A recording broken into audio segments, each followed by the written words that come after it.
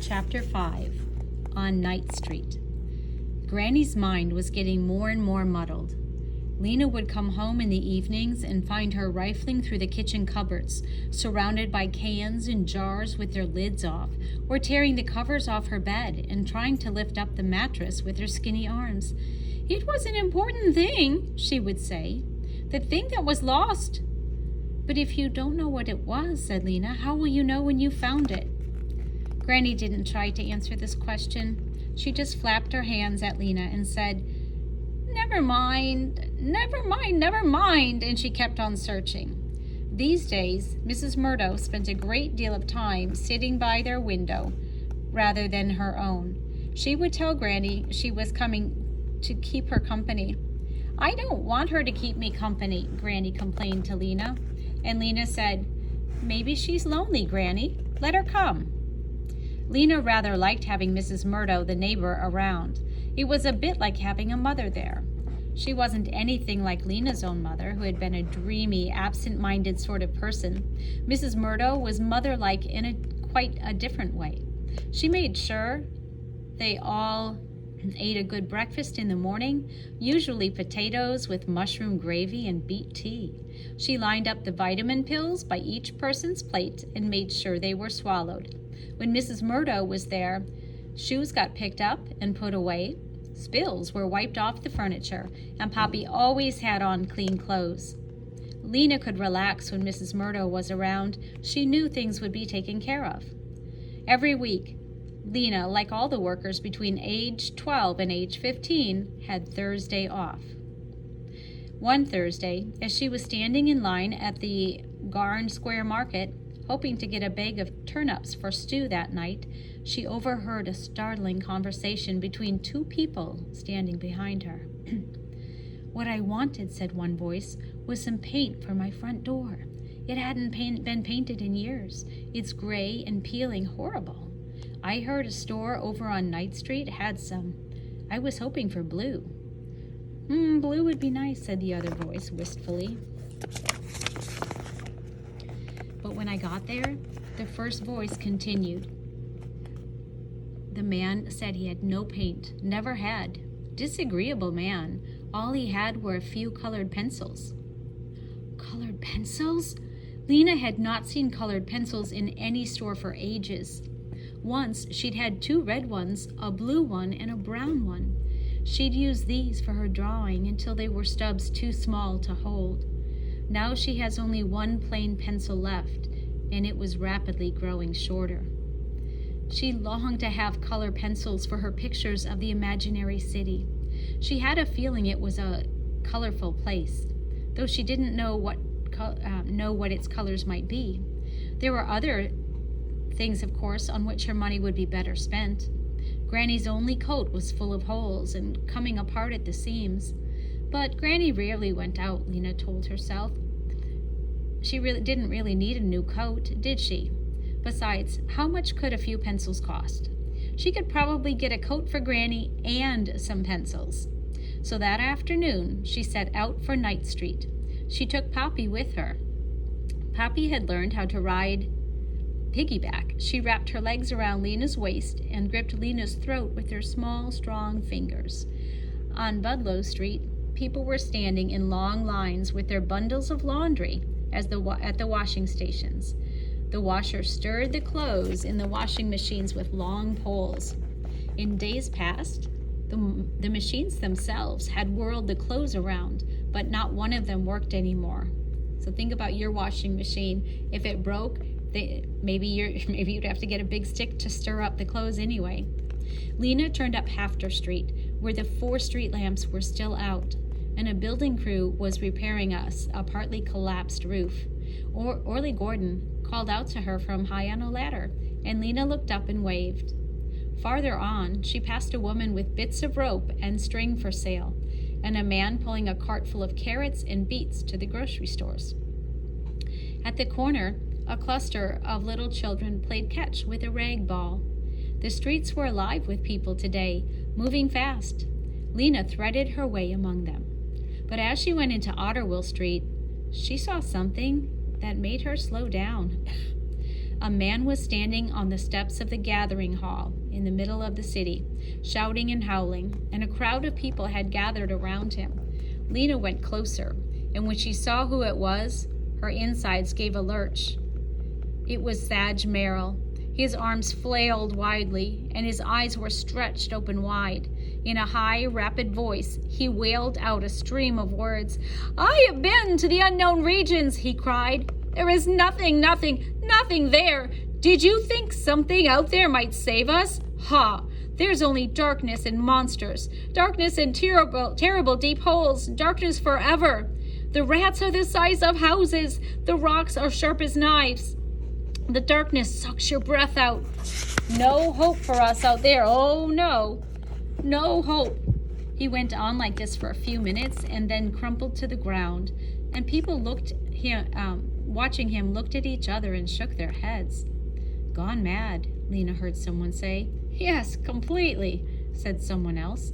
Suddenly, Thad sprang up again and resumed his terrible shouting. The crowd stepped back.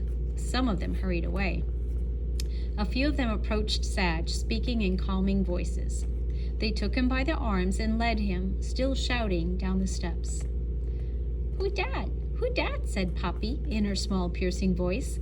Lena turned away from the miserable spectacle. "Hush, Poppy," she said. "It's a poor, sad man. He doesn't feel good. We mustn't stare." She headed toward Night Street, which ran along Greengate Square. There, a stringy-haired man sat cross-legged on the ground playing a flute made out of a drain pipe, and 5 or 6 believers circled him. Notice believers is capitalized. It's the name of a group. They were clapping and singing. "Soon, soon, coming soon," they sang. "What's coming soon?" Lena wondered, but she didn't stop to ask. 2 blocks beyond, she came to a store that had no sign in its window. This must be the one, she thought. At first, it looked closed. Its window was dark, but the door opened, and when she pushed on it, and a bell attached to the doorknob clanked. From the back room, a black-haired man with big teeth and a long neck came out. "Yes," he said. Lena recognized him. He was the one who'd given her the message for the mayor on her very first day of work. His name was Looper. That was it. "Do you have pencils for sale?" she asked. It seemed doubtful. The shop's shelves were empty, except for a few stacks of used paper. Poppy squirmed on Lena's back and whimpered a little. "Sometimes," said Looper. Poppy's whimper became a wail. "All right, you can get down," Lena said to her. She set her on the floor, where she tottered about unsteadily. "What I'd like to see," said Lena, "are your colored pencils if you have any." "We have a few," said Looper. "They are somewhat expensive." He smiled, showing his pushy teeth. "Could I see them?" said Lena. He went into the back room and returned a moment later, carrying a small box, which he set down on the counter. He took the lid off of the box. Lena bent forward to look. Inside the box were at least a dozen colored pencils. Red, green, blue, yellow, purple, orange. They had never even been sharpened. Their ends were flat. They had erasers. Lena's heart gave a few beats. "How much are they?" she said. "Probably too much for you," the man said. "Probably not," said Lena. "I have a job." Good, the man said, smiling again. "No need to take offense." He picked up the yellow pencil and twirled it between his fingers. "Each pencil," he said, $5. $5? For 7 you could buy a coat. It would be an old patched coat, but still warm. "That's too much," Lena said. He shrugged and began to put the lid back on the box. "But maybe—" Lena's thoughts raced. "Let me look at them again." Once more the man lifted the lid, and Lena bent over the pencils. She picked one up. It was painted a deep clear blue, and on its flat top was the blue dot of lead. Think about your colored pencils, what they're describing here. The pink eraser was held on by a shiny metal collar. So beautiful. I could buy just one, Lena thought. Then I could save a little more and buy a coat for Granny next month. "Make up your mind," said the man. "I have other customers who are interested if you aren't." All right, I'll take one. No, wait. It was like a hunger, what she felt. It was the same as when her hands sometimes seemed to reach out by itself and grab a piece of food. It was too strong to resist. I'll take two, she said, and a faint, dazzling feeling came over her at the thought of what she was doing. Which two, the man said. There were more colors in that box of pencils than in all of the city of Ember. Ember's colors were all so much the same. Gray buildings, gray streets, black sky, even the color of people's clothes were faded from long use into mud green, rust red, and gray blue. But these colors, they were as bright as the leaves and flowers in the greenhouse. Lena's hand hovered over the pencils.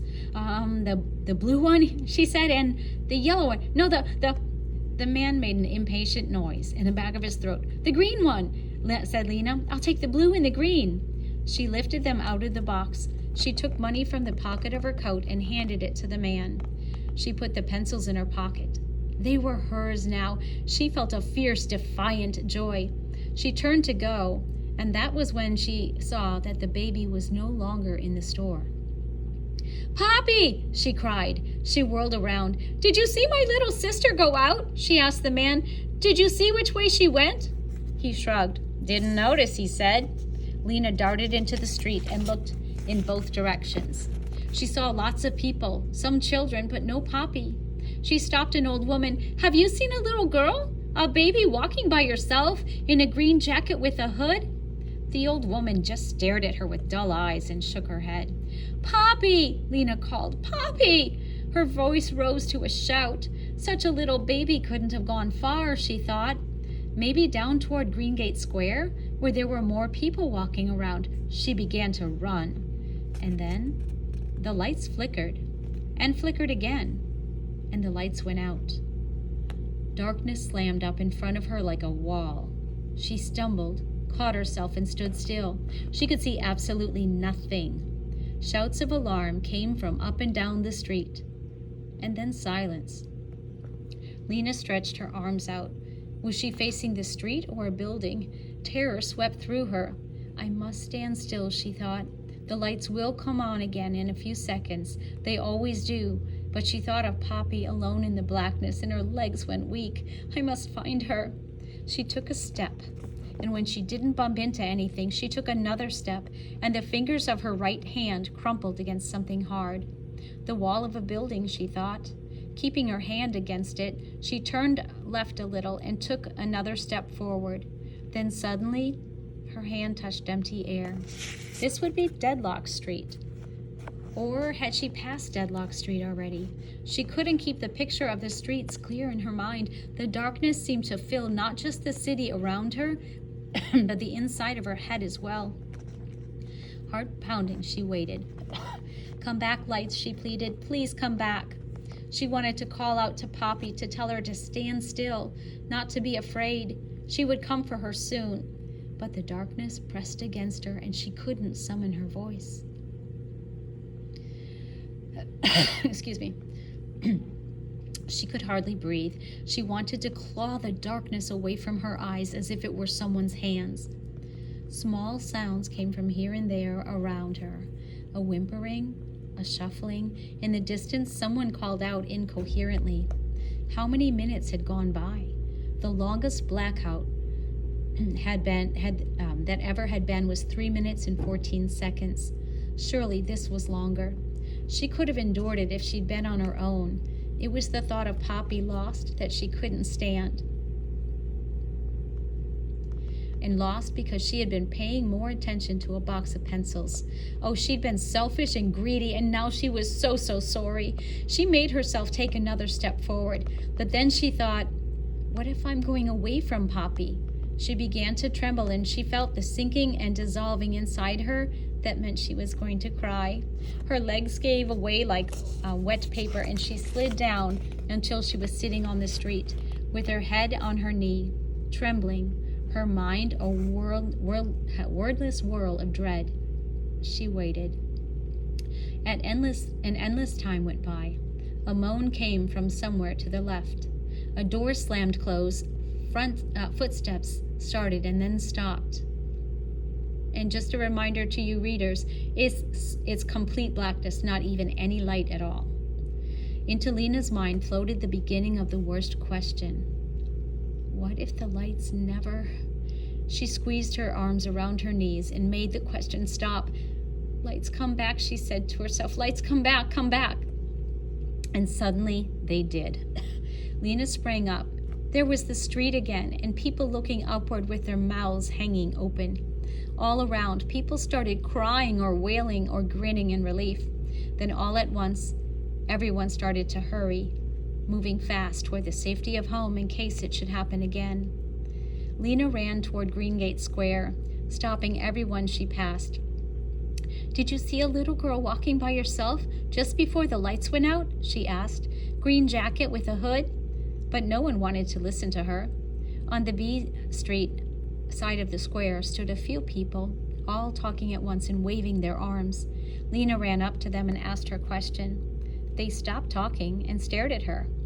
How could we have seen anyone? The lights were out, said Nammy Proggs, a tiny old woman whose back was so bent she had to twist her head sideways to look up. Lena said, no, she wandered away before the lights went out. She got away from me. She may have come in this direction. You've got to keep an eye on a baby, Nammy Proggs scolded. Babies need watching, said one of the women who'd been singing with the Believers. But someone else said, oh, a toddler? Green jacket? And he walked over to an open shop door and called, you have that baby in there? And through the door came someone leading Poppy by the hand. Lena dashed to her and lifted her up. Poppy broke into loud wails. You're all right now, said Lena, holding her tightly. Don't worry, sweetie. You were just lost a moment. Now you're all right. I've got you, don't worry. When she looked up to thank the person who'd found her, she saw a face she recognized. It was Dune. He looked the same way as when she'd seen him last time, except that his hair was shaggier. He had on the same baggy brown jacket he always wore. She was marching up the street by herself, he said. No one knew who she belonged to, so I took her into my father's shop.